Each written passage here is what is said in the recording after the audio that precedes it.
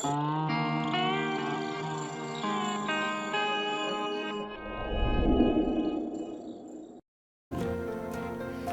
itu pejuang. Pertama, honorer itu pahlawan. Honorer itu pejuang, sudah lama mengabdi buat bangsa. Tapi ada yang puluhan tahun, ada yang bahkan udah mau pensiun, tapi nasibnya tidak pernah diberi kejelasan. Undang-undang ASN yang baru itu memudahkan juga untuk memecat ASN yang tidak berprestasi. Honorer yang bukan pahlawan, tapi ini honorer yang saya sebut waktu itu pengkhianat lah gitu. Sudut Dengar Parlemen. Halo, apa kabar pendengar dan pemirsa Sudut Dengar Parlemen? Balik lagi sama Nadia Kanaya. Di suasana yang cerah ceria ya, Nadia harapkan semuanya dalam kondisi sehat dan baik. Karena ada berita yang bagus buat para honorer. Undang-undang ASN sudah disahkan pada Oktober 2023 tahun lalu. Nah, kita harapkan semoga prosesnya lebih cepat ya kan, turunannya juga lebih cepat walaupun katanya dijanjikannya di April 2024 turunannya sudah ada. Kita mau membahas soal ini soalnya. Kita mau membahas gimana sih nasib honorer-honorer pasca ada undang-undang ASN ini. Apakah memang benar-benar sudah pasti nih akan ada pengangkatan? Wah, angin segar, semuanya jadi tenang, semua happy, cerah ceria. Tapi apa sih sebenarnya nantinya yang didapatkan dari honorer ketika sudah diangkat? Nah, kita bahas lebih dalam. Bersama siapa? Tentu saja sudah ada yang expert yang akan menemani Nadia. Sudah ada Bapak Mardhani Alisera yang merupakan anggota Komisi 2 DPR RI yang lagi sibuk sekali. Saya lihat banyak di Jatinegara. Kalau mungkin yang lewat-lewat situ ada Bapak Mardhani. Nah, terima kasih sudah menyempatkan waktu. Alhamdulillah. Saya juga salah satu followers Bapak, begitu romantis sekali bersama istri. Aduh, senang sekali ya. Semoga bisa menjadi contoh buat semuanya. Amin. Ya kan Pak ya. Kalau waktu itu kita mengundang ke SDP ngobrolin soal diplomasi karena merupakan wakil ketua BKSAP. Nah, sekarang sebagai anggota Komisi 2 karena memang suara Bapak cukup nyaring menyuarakan soal honorer. Keresahan Bapak ini udah kayak mau ngomongin stand up komedi. Keresahan Bapak sendiri soal honorer ini seperti apa sih, Pak? Ya, bismillahirrahmanirrahim. Yang pertama, honorer itu pahlawan. Honorer itu pejuang, sudah lama mengabdi buat bangsa, tapi ada yang puluhan tahun, ada yang bahkan udah mau pensiun, tapi nasibnya tidak pernah diberi kejelasan. Undang-undang ASN tahun 2023 yang kita sahkan secara tegas Desember 2024 seluruh honorer masalahnya sudah diselesaikan. Nah, ada pintunya. P3K, pegawai pemerintah dengan perjanjian kontrak. Nah, nanti karena mungkin beban ekonominya besar, dibagi dua dulu. Ada yang full timer, ada penuh waktu, ada yang paruh waktu. Tetapi targetnya semuanya full penuh waktu. Oke, karena Bapak sudah menyinggung soal paruh waktu. Ini banyak juga yang meresahkan. Apa sih maksudnya paruh waktu? Bukannya tadinya nih paruh waktu ini diutamakan bagi cleaning service, OB. Nah, apakah nantinya skema ini tetap diperuntukkan untuk mereka atau memang semuanya akan menjadi paruh waktu terlebih dahulu? Tidak semuanya. Mereka yang layak full timer memang pekerjaannya full timer, dan keuangan kan gini. Ada 3. Pertama, kewajiban mengangkat semua. Karena sekarang itu hampir totalnya itu 2,3 juta, tapi mungkin 400 ribuan sudah mulai terserap juga dalam pengangkatan 2 kali, tinggal 1,7 atau 1,8 juta. Nah, menyerap 1,8 juta honorer dalam waktu yang bersamaan, itu beban keuangan negaranya Belum berat. cukup. Termasuk beban keuangan daerah. Rata-rata kan profil ASN kita ya itu kan 22% di pusat, 78% di daerah. Nah, daerah masih mikir dari mana nyari uangnya, tapi oleh kita, oleh undang-undang pokoknya terima. Nah, biar diterima dulu semuanya, masuk gerbong dulu. Jadi ada gerbong yang full time, penuh waktu, ada yang paruh waktu. Tetapi yang paruh waktu pelan-pelan akan dipindahkan menjadi yang penuh waktu. Ketika perekonomian dari suatu lembaga Ketika atau memang penataan diselesaikan kayak gini nih, di atas lagi ditata. Ini undang-undang ASN yang baru tuh memudahkan juga untuk memecat ASN yang tidak berprestasi. wow. Kalau dulu pokoknya sekali jadi ASN udah ongkang-ongkang kaki atau nggak kerja juga susah sekali dipecat itu loh. Nah, sekarang dengan kemudahannya jadi mereka yang berprestasi cepat karirnya, mereka yang nggak berprestasi cepat keluar gitu loh. Oke. Nah, dengan gerbong atasnya kosong, gerbang bawahnya naik terus itu. Dan saat yang sama karena mereka sudah ada, rekrutmen berikutnya yang utama ini dulu diberesin nih, dinaikin dulu gitu loh. Oke, kalau Nah. kalau memang rekrutmen yang ini diberesin nih, tapi kalau kita lihat di media sosial nih, udah rame pembukaan CPNS juga. Iya. Ini juga cukup mengkhawatirkan, artinya kan kita juga belum tersentuh nih honorer-honorer ini, tapi sudah membuka lagi keran untuk CPNS di 2024. Skemanya seperti apa? Apakah nanti tetap yang honorer yang harusnya di P3-kan yang dijanjikan Desember ini akan goals akan tetap diutamakan? Iya, jadi ada dua proses berbeda. Oh, berarti itu Satu, komitmen DPR dengan pemerintah memastikan 2,3 kalau belakangan tinggal 1,7 juta lah, karena 600, 500, 600 sudah masuk P3K, udah ada yang inisiatif sendiri mereka. Jadi mereka udah masuk gerbong. Kalau kemarin data terakhir dari BKN 1,7 juta, ini wajib Desember 2024 diserap semuanya Oke. menjadi P3K Oke. atau ASN langsung, sesuai dengan kualifikasinya, karena mereka tetap harus dites tapi tidak pakai sistem Seperti kalau CPNS biasa CPNS. kan dia ada gradingnya itu, ada passing grade Passing namanya. grade, iya. Kalau ini enggak, pokoknya tes dulu, nanti peringkat. Misal tes 10 orang, 1 sampai 10, 1 sampai 5 masuk dulu. Oh, 5 itu sampai yang jadi- 6 sampai 10 berikutnya. berarti yang 1 sampai 5 adalah yang full time itu. Kemungkinan besar full timer. Oke. Karena mereka punya kualifikasi. Yang ini tetap masuk, wajib masuk, karena kita menilai tidak boleh ada yang di PHK, tidak boleh ada yang kurang penghasilannya, walaupun paruh waktu dia tidak boleh kurang Berarti akan tetap sama. penghasilannya. Oke. Dan yang ketiga, tidak membebani keuangan negara. Nah, karena itu tadi memang ini adalah bukan solusi ideal, tapi solusi yang realistis. Yang penting masuk gerbong dulu, bahasa kami. Masuk gerbong dulu. Nah, ini yang 1,7 atau dulunya 2,3. Nah, sekarang pemerintah buka lagi 2,3 di luar status ini. Tapi nanti akan ada irisan. Irisannya gimana? 2,3 yang ini karena memang dengan zero growth, pertumbuhan nol tuh udah banyak yang pensiun, banyak yang kosong. Oh, jadi Banyak yang kosong. Nah, ini harus segera diisi.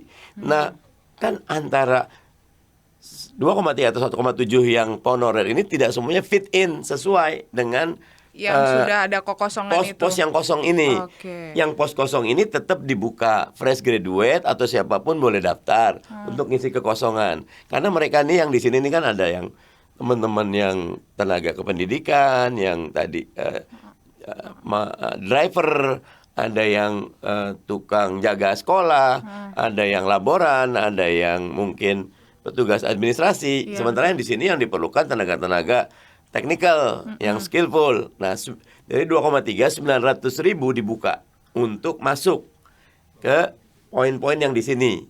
Nah, dari 2,3 1,4-nya ini ngambil yang di sini sebagian. Oh, oke. Berarti ada kemungkinan dari Nah, yang dari kalau 1,4 dan di sini 1,7, 300.000 belum masuk nih.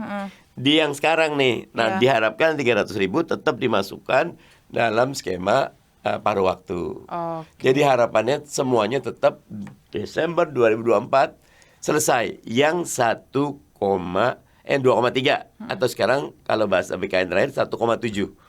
Kalau yang 2,3 ini memang program baru pemerintah, tapi separohnya ingin merekrut yang menjadi tempat buat yang ini, 1,7. Oke. buat yang 1,7. Oke, nah jadi lebih tenang ya, sudah terjawab ya, CPNS kali ini tidak akan mengganggu 1,7 yang Yang memang utama, sudah harus. kami yang 1,7 ini sudah diaudit, sudah dicek, dan kami sudah berikan jaminan bahwa pemerintah jangan macam-macam, ini harus diterima. Karena mereka adalah pahlawan, Oke. mereka adalah pejuang. Nah, pemerintah sudah sepakat. Ini persoalan kita bersama. Jadi dia juga tidak akan keluar dari tanggung jawab ini. Dan jangan khawatir dengan yang 2,3. Yang 2,3 memang pemerintah, negara kan harus jalan. Oke. Dan nggak bisa kosong. Jadi rekrut yang 900. Jangan ngerasa yang 900 ngambil jatah kami. Lain posnya.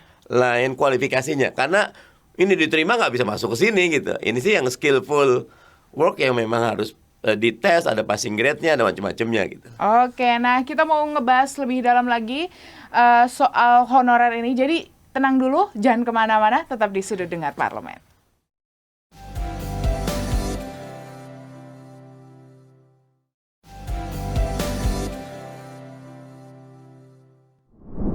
Kembali lagi di Sudut Dengar Parlemen. Kita masih membahas honorer. Kemarin Pak, saya mau sedikit cerita. Kita sempat mengundang salah satu rekan Bapak juga di Komisi 2, Bapak Muras, dan itu banyak sekali komentar terkait gimana nasib saya yang sudah mengabdi. Saya cleaning service, saya penjaga sekolah yang sudah lama di sekolah ini gitu. Gimana perjuangannya? Kita memohon semoga DPR bisa memperjuangkan gitu. Nah, akhirnya sudah terjawab kalau memang ini nantinya akan, mereka juga termasuk dalam 1,7 itu ya kan Pak? Atau ada verifikasi?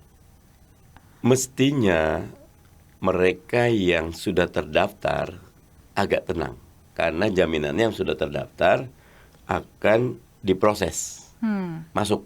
Baik ada yang duluan, ada agak belakangan. Tapi kemarin waktu RDP ada temuan. Masih ada yang belum terdaftar. Padahal mereka adalah pejuang-pejuang juga. Nah, di salah satu poin kesimpulan DPR dan pemerintah akan mendalami bagaimana mekanismenya bagi mereka yang belum terdaftar. Nah, makanya bagi semua yang tadi baik cleaning service, penjaga sekolah, driver, cek dulu terdaftar atau tidak. Di BKN. Sederhana kok, tanya ke BKN call center gitu loh. Saya namanya ini, nicknya segini, udah terdaftar atau belum? Dan mereka biasanya menjawab, melayani. Dan saya pernah WA, Pak, ini Satpol PP ada yang datang ke saya. Siapa? Kami cari dulu. Nah, begitu. Nah, jadi pastikan terdaftar dulu. Kalau belum terdaftar, jangan khawatir. Kumpul saja dulu dengan teman-teman yang belum terdaftar. Pastikan memang sudah punya rekod di tanggal berapa, tahun berapa diangkatnya atau kerja mulainya. Nanti kita ada RDPU, rapat dengan pendapat umum. Iya. Datang bikin surat ke Komisi 2. Nanti kita akan undang seperti apa profilingnya. Kalau enggak datang ke Pak Muras, ada Komisi 2 lah di dapilnya. Juga termasuk. Saya juga siap. Kami kalau PKS setiap Selasa ada hari aspirasi. Siapa aja boleh datang gitu. Tinggal kontak sekretariat fraksi PKS. Saya sering sekali nemuin 5 orang, 7 orang, 10 orang, berapa aja, bebas gitu loh. Apa masalahnya gitu? Ada masalah pertanahan, ada masalah honorer, ada masalah sekolah, ada masalah sebagian teman-teman yang merasa tiba-tiba dizalimi gitu, salurkan ke ombudsman gitu. Aman yang kayak gitu. Jadi tenang dan jangan panik. Lakukan langkah-langkah yang bisa sambil jangan lupa doa. Oke, nah lakukan langkah-langkah yang bisa, jangan panik. Iya. Tadi sampai kita disentil sama produsernya, jangan serius-serius. Loh, ini bukan serius. Ini sedang mendengarkan secara seksama bagaimana nasib kita selanjutnya ya kan. Penting soalnya. Nah, kalau soal pengangkatan 1,7 dipastikan akan terangkat di Desember. Tapi K2 yang sudah dari tahun 2000 berapa ya Pak? 2018 ya mungkin ya? K2 tuh dari 2015 bahkan. 2015 bahkan. Belum tersentuh masih ada. Nah gimana nih Pak? Gimana kita bisa yang 1,7 merasa yakin, bahkan yang K2 aja masih ada yang terabaikan. Nah khusus untuk yang K2 sudah didalami, mereka adalah K1 yang terbuang gampang. K1 kan udah Sedih diangkat deh. semua gitu Iya. loh. Jadi maksud dengan K1 yang terbuang tuh mereka justru nasibnya benar-benar harus diperhatikan. Kalau saya di DKI ada 7 ribuan gitu loh. Ini pokoknya angkatan pertama yang harus diangkat ya mereka dulu. Karena mereka adalah orang-orang yang sudah sangat senior, mengabdi sudah sangat lama dibanding teman-teman yang honor 1,3. Ini termasuk dalam skema yang wajib segera diangkat. Oke, berarti ini akan kembali diperjuangkan untuk di tahun ini kah juga Iya. bersamaan? Samaan. Berarti di 2024. Ya, kita sebenarnya tinggal nunggu satu aja. PP-nya turun kan undang-undang nih 2023 Oktober. 6 bulan dari Oktober harus jadi PP-nya. Itu April 2024. Kalau PP-nya udah jadi, payung hukum udah ada, segera jalan. Karena payung hukum ini menyesuaikan ada teman-teman Kementerian Teknis, ada teman-teman PAN-RB, ada teman-teman Kementerian Keuangan, Kementerian Hukum HAM untuk sampai satu payung hukumnya kuat itulah. Nah, sejauh ini untuk pembahasan PP-nya sendiri seperti apa, Pak? Udah 80%-an selesai. Nanti kita akan ketemu lagi setelah pemilu untuk memastikan bahwa PP-nya selesai. Dan Maret. setelah Nah, di Maret. Maret itu akan Maret. melakukan pertemuan lagi dan di April Di April udah insya jadi. Allah sudah bisa Sebelum April bahkan di Maret roadmap-nya kapan mulai pengangkatannya, kapan mulai 1,7 ini rombongan mana dulu yang masuk harus sudah jelas di Maret itu. Oke, berarti sudah Roadmap-nya gitu lah. kriteria sebenarnya kemarin kan pengangkatan untuk menjadi P3K yang 1 tahun di atas 1 tahun itu seharusnya sudah bisa masuk kan untuk Pokoknya mereka yang terdaftar mau 1 tahun, mau 5 tahun, mau 10 tahun, kalau di BKN-nya datanya ada dan masuk dalam 1,7 masuk. Oke. Saya mau menyoroti soal data fiktif. Ya. Karena Bapak kemarin sempat kencang juga, ternyata masih banyak sekali data fiktif yang ditemukan yang tiba-tiba menjadi salah satu yang harus diprioritaskan untuk pengangkatan 2024. Tapi Bapak jangan jawab dulu ya, karena kita sudah di kode-kode untuk break sejenak. Jadi jangan kemana-mana, tetap di Sudut Dengar Parlemen.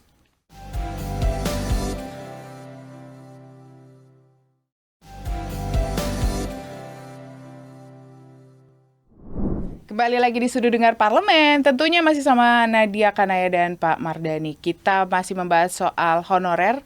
Sedih deh, kenapa ketika membahas ini, waktu begitu cepat. Tambahin aja, tambahin. Oh, tambahin. Kita undang lagi. Pak, kemarin saya sempat melihat di beberapa media bagaimana kerasnya Bapak menyuarakan terkait dengan data fiktif. Nah, seperti apa Pak? Memang benar adanya temuan itu? Kalau bahasa teman PAN-RB dan BKN sih, datanya unreliable. Kan diajukan tuh 2, berapa juta ketika mereka bareng dengan BPKP melakukan audit, banyak data yang kebuang. Dan karena itulah dalam pembahasan di Undang-Undang ASN, selain keputusan Desember 2024 seluruh honorer sudah masuk, sudah diangkat, selesai urusannya, juga ada kewajiban melakukan audit data. Karena kami ingin ada 2 jenis honorer nih, honorer pejuang, ya, dan ada satu lagi, saya agak keras gitu ya, honorer yang bukan pahlawan, tapi ini honorer yang saya sebut waktu itu pengkhianat lah gitu, karena mereka bukan honorer, mereka nggak kerja gitu lah, cuma karena dekat dengan elit di daerah mereka dapat privilege dimasukkan gitu loh. Nah, honorer pejuang harus diperjuangkan, dan honorer yang pengkhianat ini atau honorer yang jadi-jadian ini harus dibuang, sehingga nanti nggak ngambil jatahnya teman-teman yang sudah berjuang. Dan mudah kok kalau ngecek ke lapangan ketahuan mana yang pejuang, pekerjaannya jelas, hari-harinya jelas, dan mana yang nggak pernah datang tapi namanya tercantum. Ini yang pengen kita buang. Alhamdulillah PAN-RB bareng BKN bekerja sama dengan BPKP melakukan audit ini dengan seksama. Gitu. Tapi kalau Bapak melihatnya sampai adanya data fiktif, artinya ini dari sistem juga masih ada yang lemah gitu. Sampai ada. Karena memang pengajuannya banyak dari daerah. Dan institusi di daerah, misal kalau bupatinya yang ada kasus di Solok Selatan itu, yang lama dibuang, yang baru dimasukin gitu loh. Hari yang lama itu datang ke kami 200 orang, kami advokasi, ketemu dengan Pan RB, bahkan kita temukan dengan Gubernur Sumatera Barat, tapi masih belum selesai. Kemarin kita dorong lagi biar ini dibantu diselesaikan. Bersyukurnya mereka yang di bawah kotak-katik itu tidak bisa masuk ke sistemnya BKN. Data mereka di BKN ada, tetap selamat, tapi ditutup oleh di daerah gitu. Nah, ketika kita ke PN, ada Pak, datanya aman kok, tidak berubah gitu. Nah, kami sedang tapi kan nggak bisa. BKN itu kan cuma pool data aja, pengajuannya tetap dari daerah gitu. Nah, daerah ini mau kita tegur biar dia sesuai dengan kenyataan, jangan mengangkat honorer yang bukan haknya.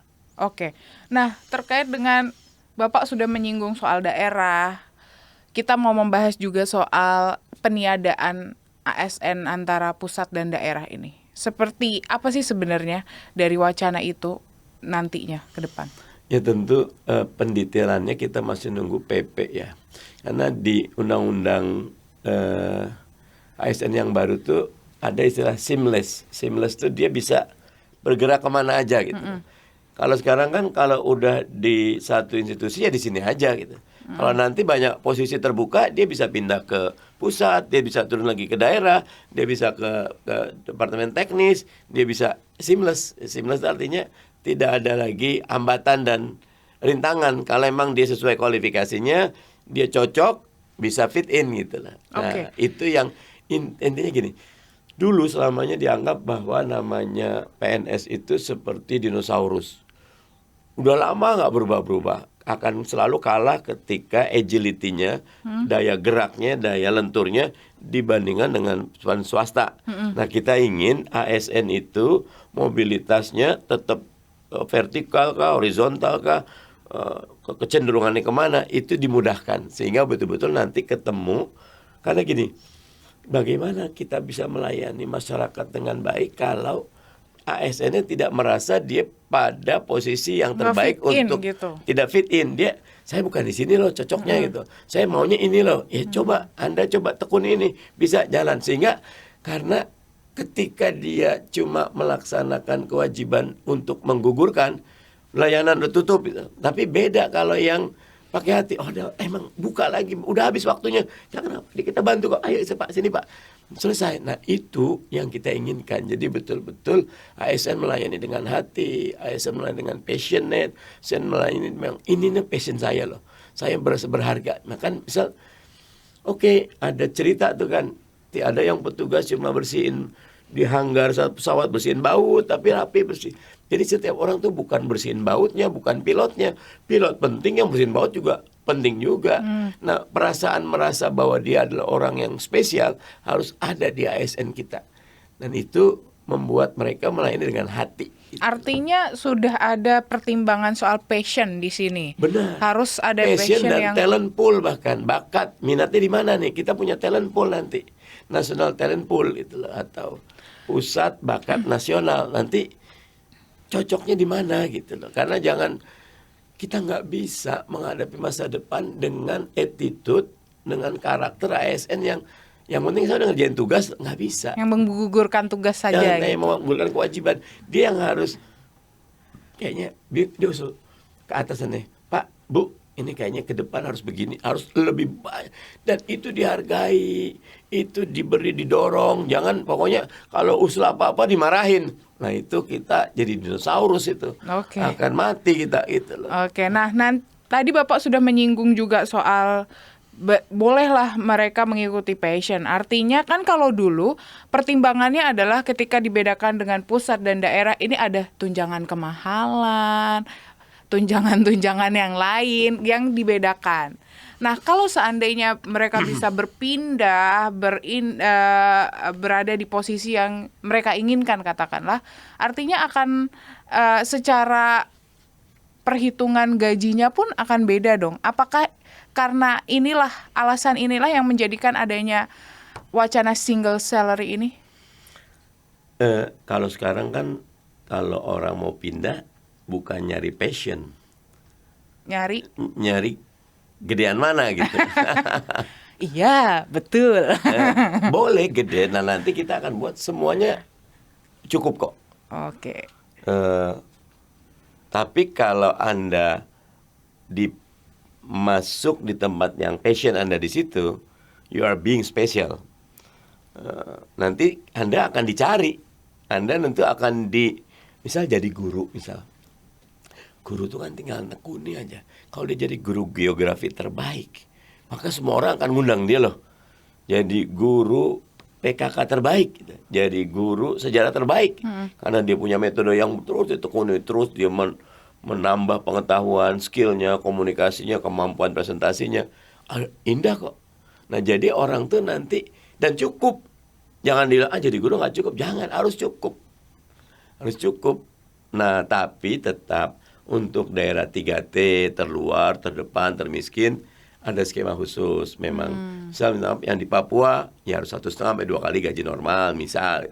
Sehingga, nah tapi kalau single salary system beda sama ini semua.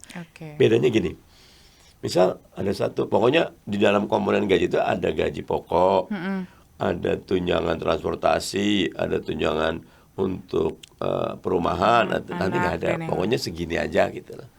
Dan gede gitu loh. Wah. Jadi nggak harus yang nanti dipisah-pisah gitu. Kalau Anda nggak masuk berapa hari tunjangan transportasinya berkurang, ini berkurang gitu. Akhirnya orang maksain walaupun sakit datang absen, habis itu pulang tidur gitu. Itu kan namanya kita dosa, berbohong gitu kan itu. Karena apa, di komponen salary-nya ada poin-poin detail kayak gitu. Sekarang pokoknya Anda ini kinerja Anda yang diukur. Oke, gitu. Berarti disesuaikan dengan berarti sudah tidak menyesuaikan dari golongan tapi lebih ke jabatan ya kalau tetap golongan ada, tetapi kalau sekarang kan kalau golongan tinggi gajinya makin tinggi. Kalau sekarang enggak. Kalau fungsionalnya bagus, orang lebih didorong ke fungsional, jangan ke struktural gitu.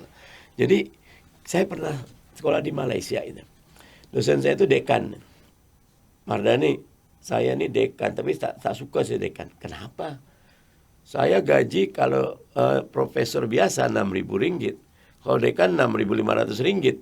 Cuma beda 500. Beban administrasi banyak, saya tak boleh riset, tak boleh. Saya tanya, itu saya nggak mau itu. Nah nanti kita nggak berlomba-lomba dapat jabatan, enggak. Karena Anda memang keahlian di sini udah gede di sini gitu loh. Tadi beda cuma kalau di sini itu kalau 6.000 katakan 24 juta, 6.500 30 juta katakan 29 juta. Ya 24 sama 29 beda 5 juta nggak mau mereka. Dengan yang ini bisa riset, bisa macam-macam. Kalau di kita kan gaji dosen biasa 4 juta, gaji dekan 20 juta gitu loh.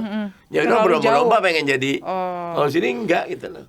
Gaji dosennya bukan gajinya 16 gitu loh. Ini tetap 20. Jadi orang nggak pengen jadi dosen semua. Nggak pengen jadi dekan, jadi dosen biasa juga 16 kok gitu loh. Jadi udah cukup jelas ya untuk informasi terkait honorer, kemudian ASN dan yang lain-lainnya, single salary juga termasuk. Sekarang Pak, saya walaupun udah di kode habis, saya mau sedikit aja dari Bapak, apa yang ingin Bapak sampaikan untuk teman-teman honorer yang sedang menunggu bulan April yang cerah ceria. Yang pertama tetap semangat bekerja.